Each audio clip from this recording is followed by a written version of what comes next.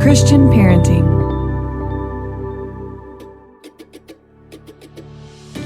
Welcome to the Christian Parenting Podcast. I'm your host, Steph Thurling. I'm the Executive Director of Christian Parenting, a mom of 3, and I am so glad that you're here. This is a place where you can bring your real self, no matter what that looks like today, and be given the space, resources, and encouragement you need to set aside perfection and grow into the perfectly imperfect parent God made you to be. Hey guys, thank you so much for being here. Today I am joined by Dorena Williamson. And as a really big fan of children's books in general, I am super excited about this interview. Dorena is the author of 8 children's books, and her most current one is called I Know Who I Am. And this book is all about teaching kids from a young age what their identity is in Christ. I just adore it. It's precious, and I think you guys will too. So today, Dorena and I get to sit down and talk about her book that celebrates God's diverse kingdom. We hear about her heart behind writing it, and the meaningful words and the really intentional illustrations on each page. And then we go a little deeper. Dorena is passionate about celebrating multiculturalism and diversity. So we have a really good conversation about those things, why they matter, how to talk to kids about representation and diversity, and how it all points back to God and how He made all His children in His image. I'm so excited for you to hear from Dorena today. Hi, Dorena. I'm so glad to have you here. Thank you. Oh, thanks for inviting me on, Steph. Yeah, this is going to be super fun. We're going to talk about your new book and some of your other works. But before we get into that, I always like to start out hearing about your family because this is the Christian Parenting Podcast. So can you tell us about your family, who is in it, and then describe your family in a word or a phrase? Yes. Well, I always like to start off by saying I am a preacher's kid who became a first lady, pastor's wife. So I have spent my whole life in the church. That's not always been a good thing, but that's the reality that God had for me. And I love God and I love His people. And I am married to a pastor. We have been married for, so long that I have to actually sit and think, how long have we been married again? We are in our 32nd year. So, and still congratulations. Thank you. Still having lots of fun and still learning so much about loving one another well. And then God has blessed us with 4 wonderful children who are now adults. My son is 29. He and his wife live about 40 minutes away. So we get to see each other every week at church, which is sweet. And then my daughters are 27. The oldest lives in Atlanta with her husband. So I have 2 married kiddos, and that's been a joy to become a mother in love.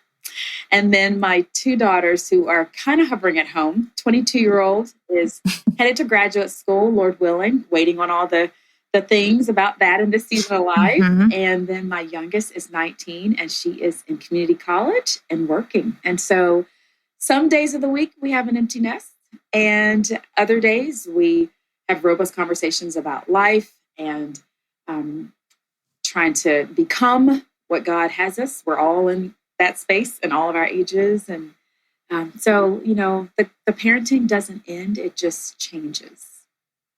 I love that description. Yeah.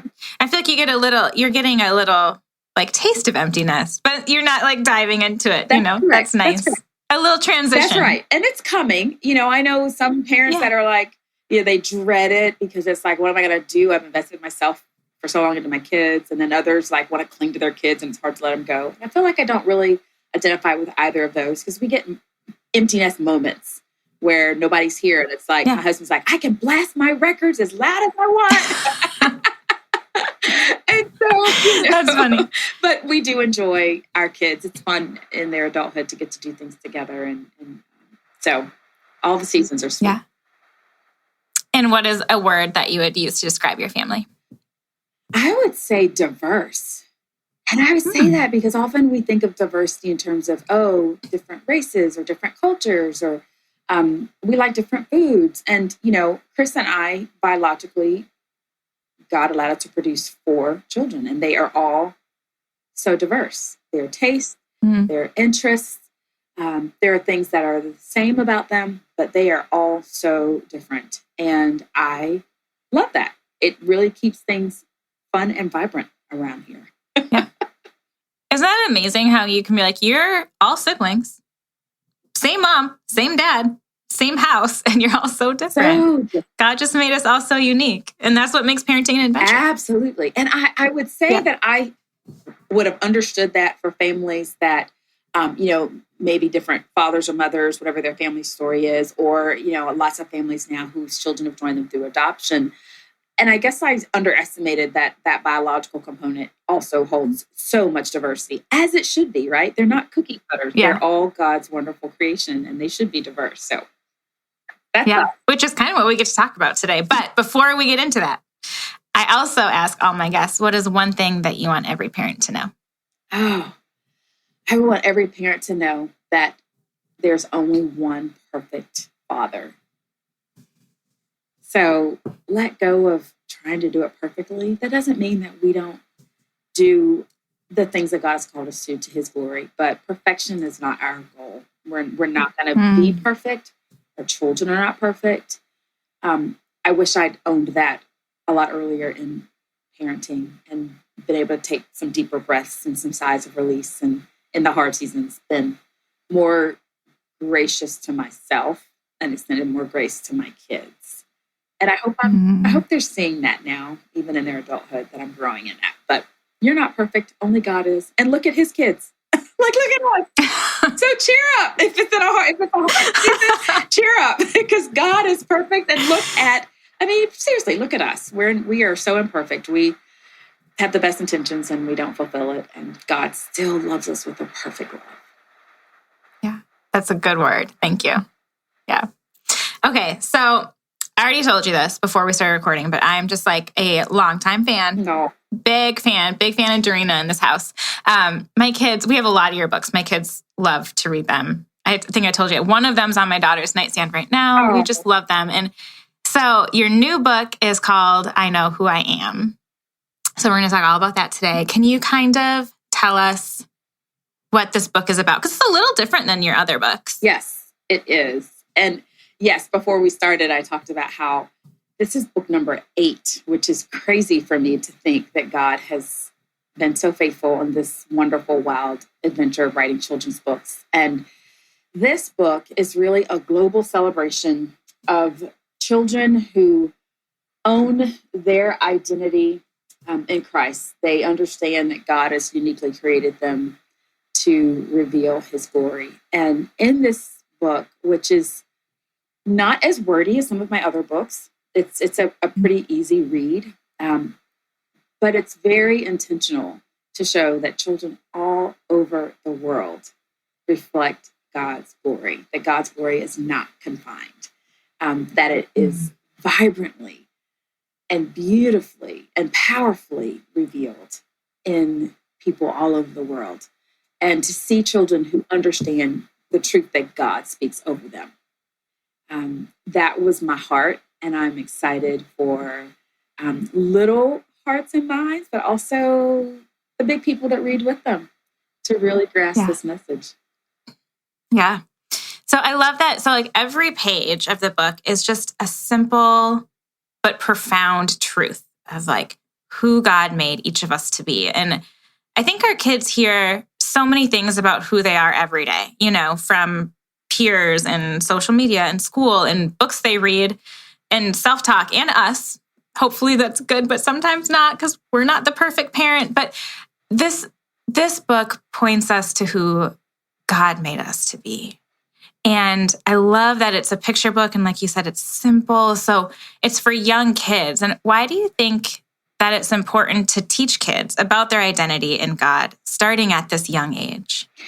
I think it's important because words are like seeds. And when they're young, and even at our ages now as mature women, those things we take in are seeds and they grow. And we know not everything that grows is healthy. Weeds grow. I look at them on the lawn today. Hello, exhibit A. They grow fast. They grow really fast. And they, and scripture shows us there's confusion. The tares and the wheat grow up together, right? And so I think it's so important at those young ages that children get those seeds of God's truth, that they understand what God says about them. And I think that, Christian parenting is a journey of making sure that we are speaking those words, that's what they're hearing. We're very careful about, the things that we surround our children with, or we should be, in hopes that as they grow up, that they will walk in wisdom.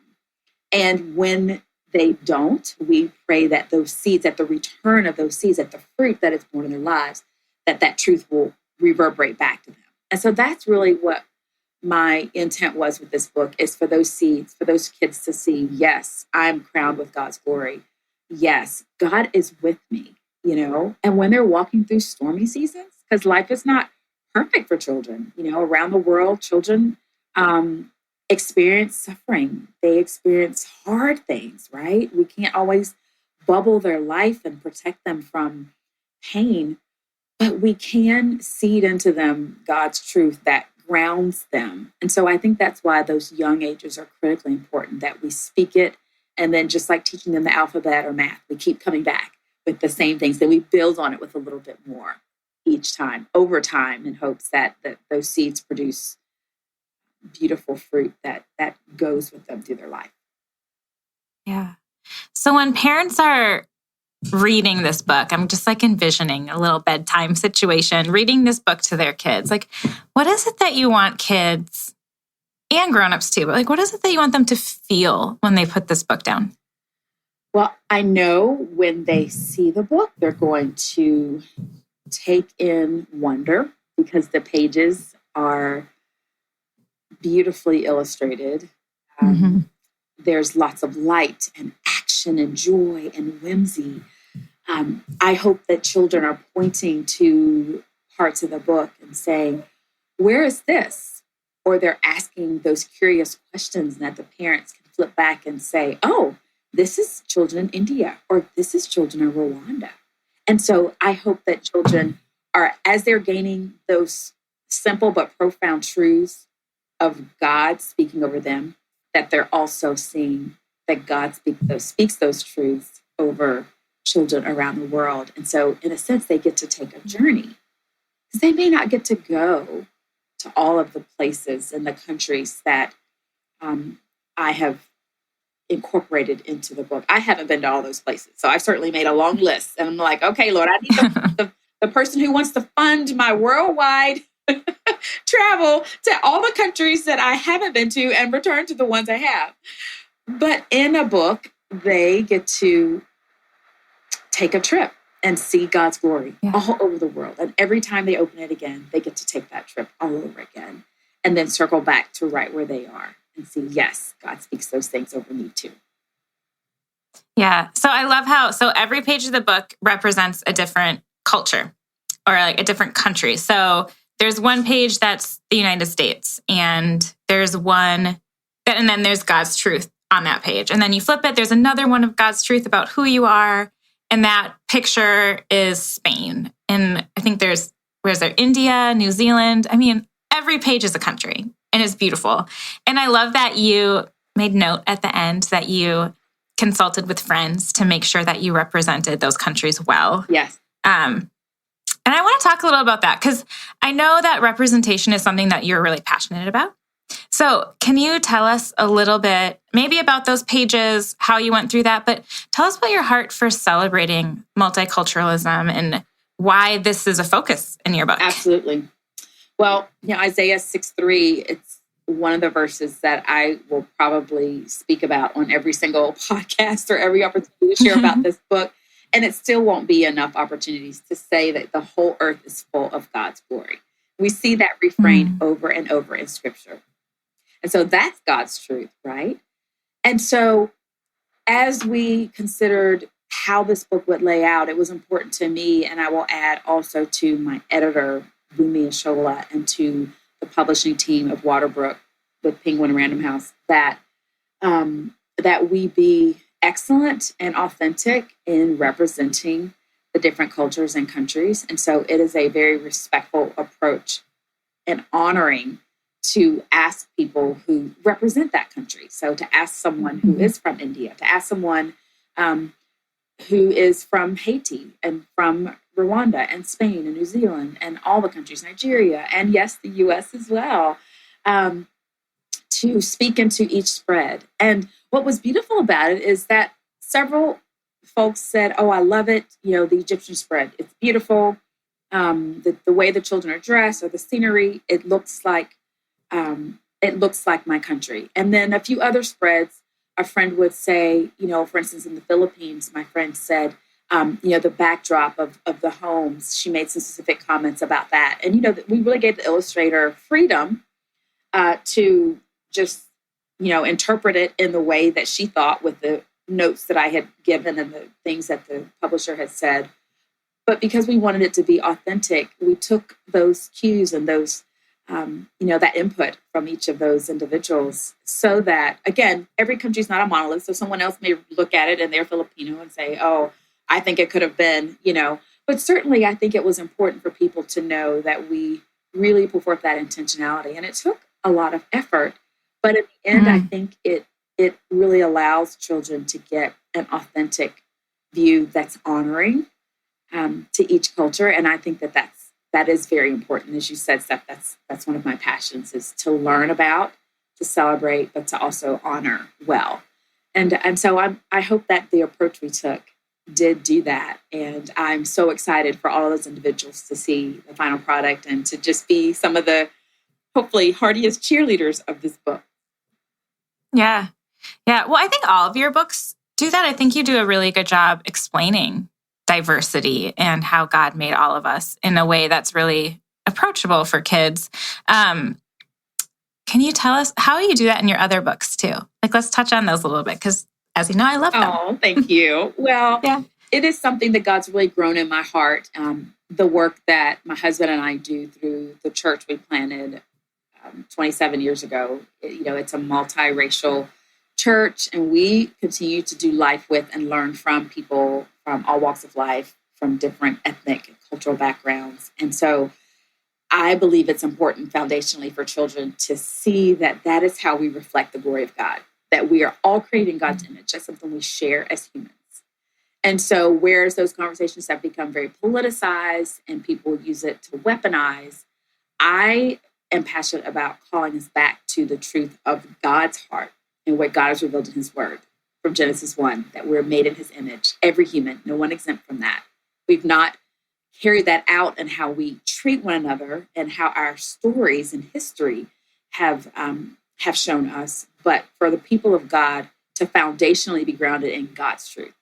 And for children to see those things they're curious about. They see these things, they observe them. And many of us as adults don't have the tools to have that conversation. And so some of us have to go do that work ourselves, right? As adults, as parents, so that our kids aren't missing out, or so that we're not leaving them through our silence to, faulty interpretations or saying things with their mouths, speaking things that are seeds that will be damaging to someone else. And so when we use books and other resources in a way, and I'm a big proponent of using books as those literary opportunities for kids to learn about people, to learn about other cultures, to learn about how people eat and their customs and their way of life, and to be able to answer those things they're curious about, and to see in us as believers, as parents, that we don't put down people who are different than us, that different isn't bad. They want to assign a negativity. Oh, their food smells different, so that must be bad. No, they cook with different spices, or they eat different food. Let's learn about that. Or let's learn about why they speak a different language, and all of these wonderful things about our diversity. So I'm passionate about calling us back to God's heart and God's truth that grounds us as we shape these important conversations for our kids. As a working mom, 2 of my goals for the new year are to take better care of myself and simplify. And one of the ways I'm doing that is with HelloFresh. There's a reason HelloFresh is America's #1 meal kit. They make it so simple. All I have to do is pick my meals and my delivery date, and all of the pre-portioned ingredients and step-by-step instructions come right to my door. That means less hassle, less wasted food, and they have health-forward options like over 30 calorie-smart and protein-smart recipes each week. The recipe cards are easy to follow and they're full of pictures, so it makes cooking with my kids really fun too. And we all know that when they are involved in the cooking, they're more likely to eat it, so everyone wins. We have a great deal for you right now because I know that mornings can be crazy as a parent. I often find myself forgetting breakfast or grabbing something really fast. But you can go to HelloFresh.com/CPPodcastFree and use the code CPPodcastFree for free breakfast for life. That's one breakfast item per box while the subscription is active. That's free breakfast for life at HelloFresh.com/CPPodcastFree with the code CPPodcastFree.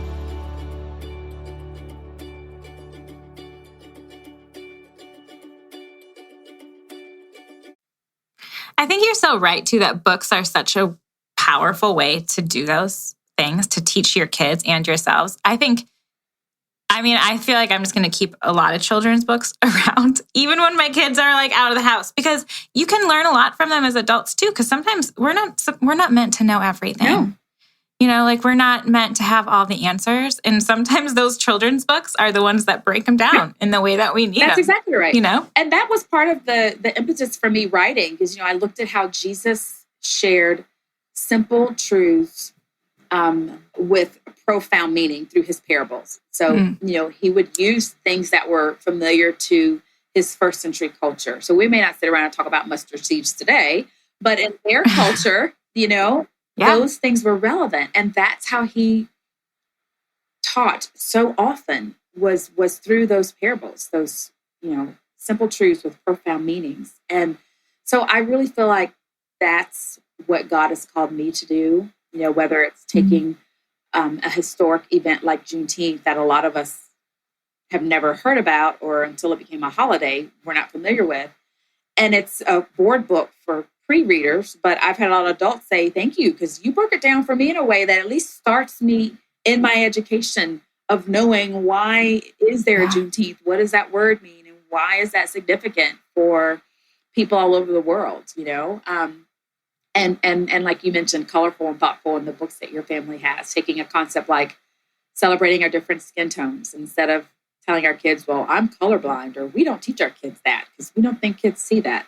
But you teach them about colors when they're eating their vegetables and they're trying to put their clothes on by themselves and different colors. We teach them and acknowledge color. And so when we come to skin color, again, as a people of God, we understand that God made every shade the way he wanted us to be.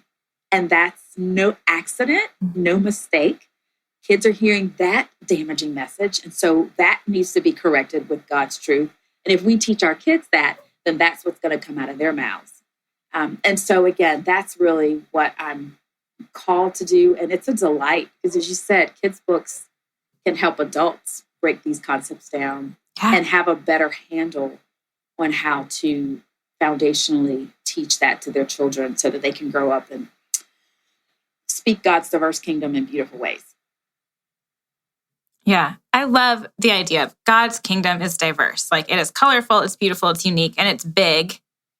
And like we're talking about, sometimes we just don't know how to talk about that. And your books are really helpful.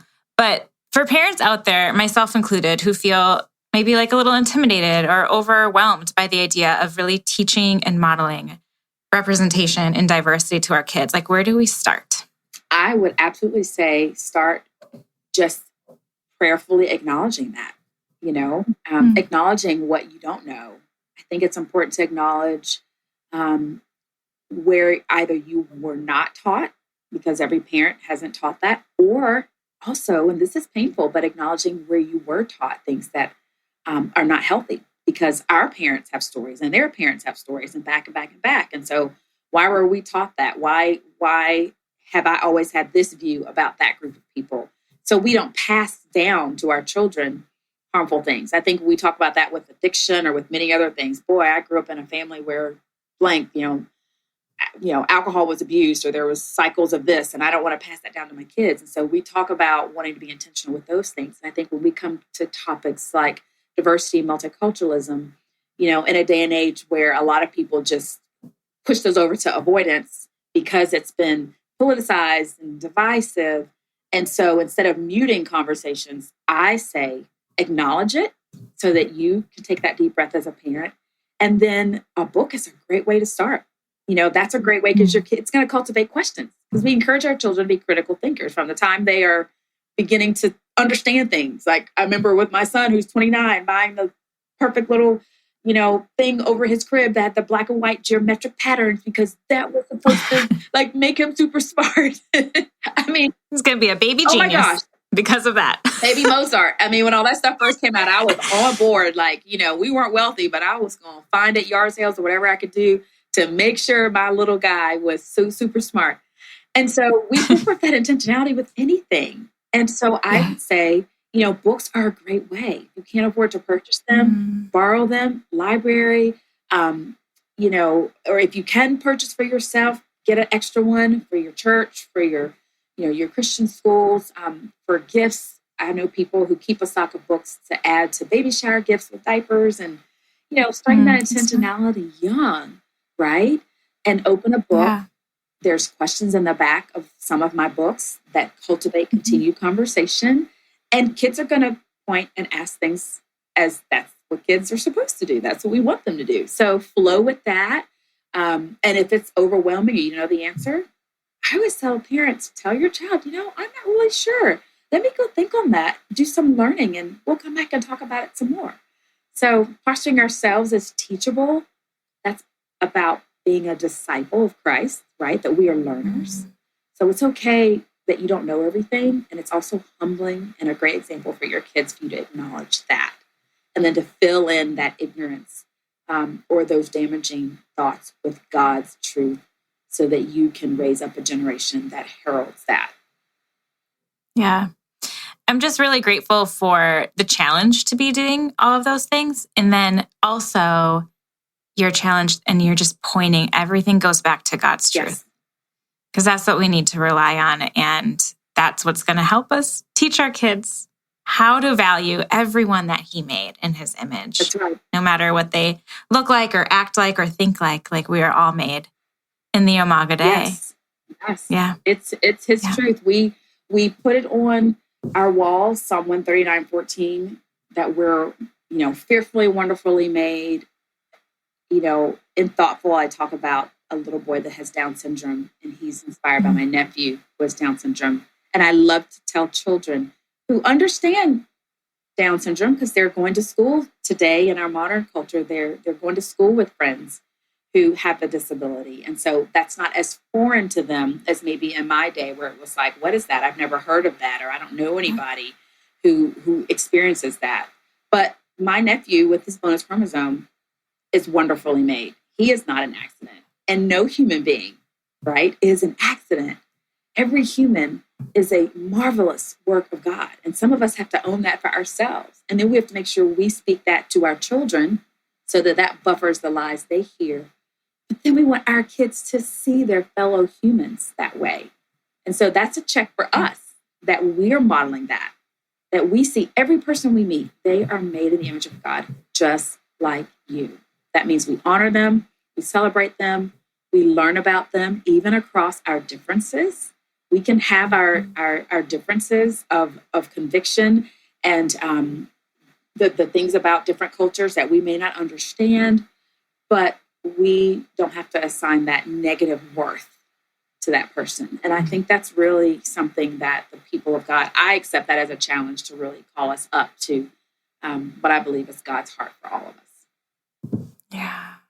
Thank you so much for all of your words today. I am just really thrilled that we got to have this conversation. Can you tell us before we go where people, if they're like, yes, I need all of these books to help me, can you tell us where we can find your books and how we can connect with you? Oh, well, wherever books are sold, you can find my books. My website, DorenaWilliamson.com, has specific info on each book. There are some free resources. Some of my books have coloring pages attached to them. My Christmas book, Brown Baby Jesus, has Advent resource pages. So there's links to all of that stuff on my website. And I am most often on Instagram. So please connect with me there. And if your kids love my books, I love, love, love pictures of kids with my books. And I try to respond to any tags or messages. So definitely reach out and let me know if there's a way that I can serve you. And again, Steph, thanks for sharing my words and encouraging parents. It's so needed. Yeah, thank you so much for joining me. I loved this. Thank you so much for joining Dorena and me today. I just love her heart for God's kingdom that is beautifully diverse and wonderfully unique. And I hope you are walking away with some good ideas for how to talk about those things with your kids, because I know I am. I am linking her book and all her resources in the show notes for you, so go grab yourself a copy of I Know Who I Am. You'll be really glad that you did. As always, thank you for joining me on the Christian Parenting Podcast. May God bless you this week. He created you in His image. He set you apart to do good things for His kingdom. He loves you, He rejoices over you, and He delights in how you shine for His glory. Thank you so much for listening to the Christian Parenting Podcast. If you haven't subscribed, you can do that now, and that way you won't miss an episode. You can connect with us on Instagram at ChristianParenting_org and see more resources at ChristianParenting.org. And if you're a mom raising daughters, we have the perfect course for you. Visit cpguides.org to learn more about our Helping Moms Raise Confident Daughters online courses. And lastly, if you have enjoyed this podcast or other Christian parenting resources, please consider donating to this ministry. Visit ChristianParenting.org and click the donate button. Christian Parenting is 100% donor funded, and none of this would be possible without your help. We are so grateful for you. You're amazing. God bless you.